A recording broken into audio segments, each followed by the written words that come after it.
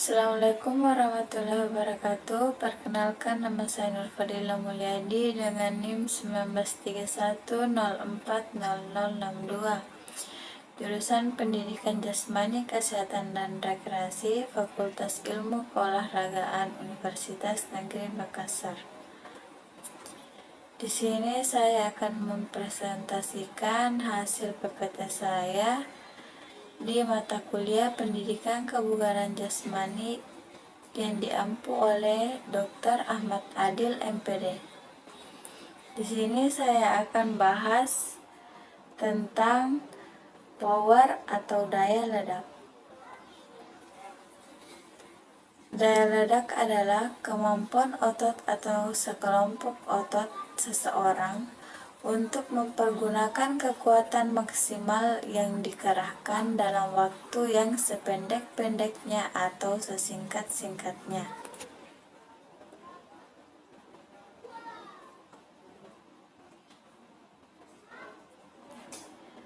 Macam-macam daya ledak. Daya ledak adalah kemampuan seseorang untuk menggerakkan kekuatan dengan cepat dalam waktu singkat untuk memberikan momentum yang paling baik pada tubuh atau objek dalam suatu gerakan eksplosif yang utuh untuk mencapai sasaran yang diinginkan. Macam-macam daya ledak yaitu daya ledak relatif. Daya ledak relatif adalah kekuatan untuk menggerakkan berat badan sendiri secara cepat dan meledak. Hal ini berkaitan dengan kecepatan bila berlari pada satu arah, kelincahan dan koordinasi bila berlari mengelilingi rintangan. Pengukurannya dengan melakukan tes lompat jauh tanpa awalan dan loncat tegak.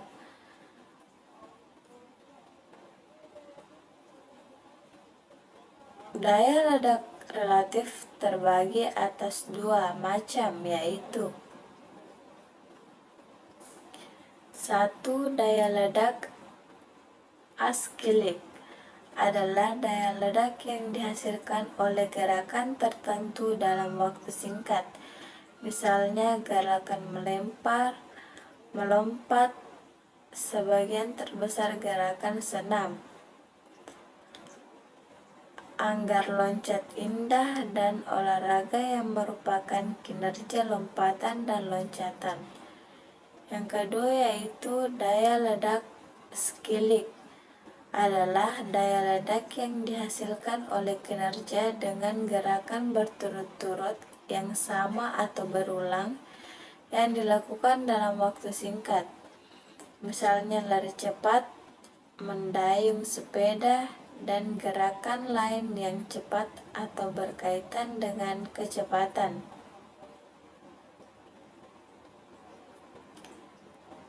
Lanjut,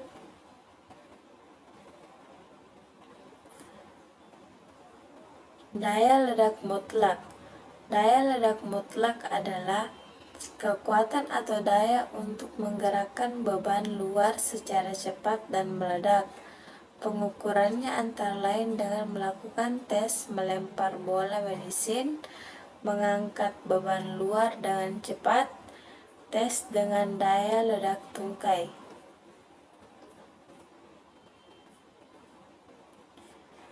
Faktor yang mempengaruhi daya ledak otot.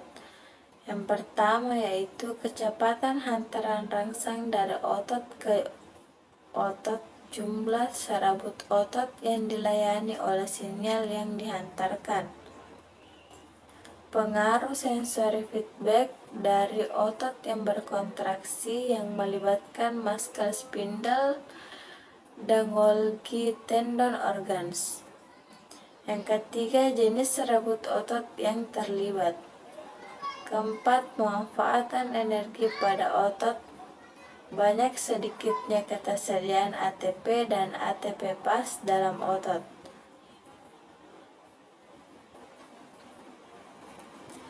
Faktor yang mempengaruhi daya ledak otot bila dilihat dari mendalam potensi daya ledak seseorang dipengaruhi oleh faktor internal dan faktor eksternal.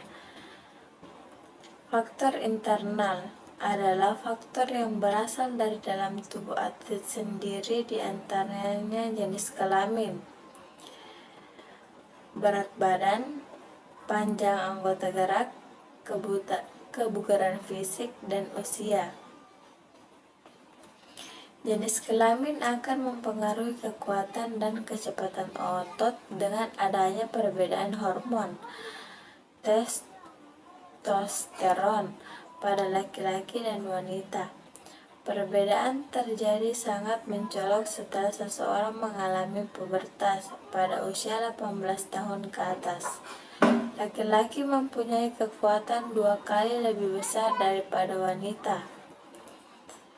Pembesaran massa otot dapat meningkatkan kekuatan otot. Kekuatan otot erat kaitannya dengan berat badan. Semakin besar berat badan seseorang karena tebal otot yang meningkat, maka kekuatan otot akan bertambah.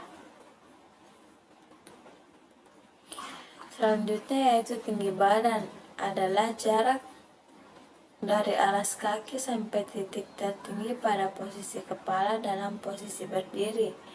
Tinggi badan akan mempengaruhi pertumbuhan organ tubuh lainnya, yaitu panjang lengan dan panjang tungkai.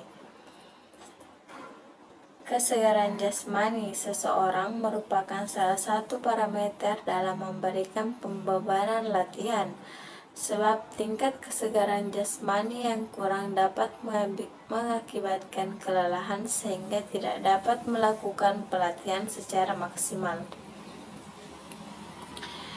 Perbedaan dan penambahan usia atau umur sangat menentukan kekuatan otot. Tenaga mencapai puncak pada umur 20 tahun. Selain itu, usia dapat menunjukkan tingkat kematangan yang dikaitkan dengan pengalaman.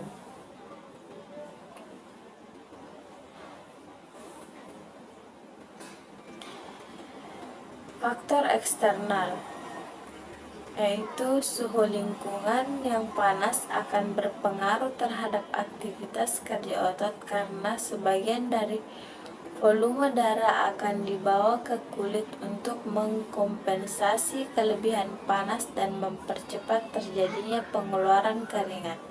Sedangkan suhu lingkungan yang dingin, tubuh akan bereaksi untuk mengimbangi konsentrasi panas tubuh dengan reaksi menggigil, memerlukan energi tambahan. Kelembaban relatif menentukan proses pelatihan dalam hal kenyamanan pada saat latihan.